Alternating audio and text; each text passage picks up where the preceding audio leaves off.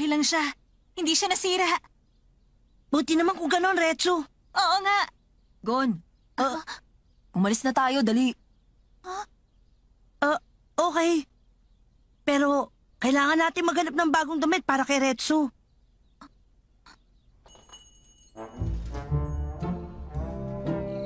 Wow! Ang ganda!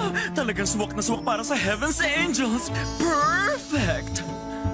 Beautiful!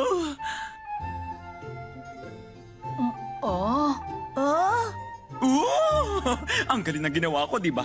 Matagal na rin mula nung huling nabuhayan ng puso ko at ginanahan ng ganito bilang stylist. Ang ganda mong tingnan, mademoiselle. Para ka ng isang manika.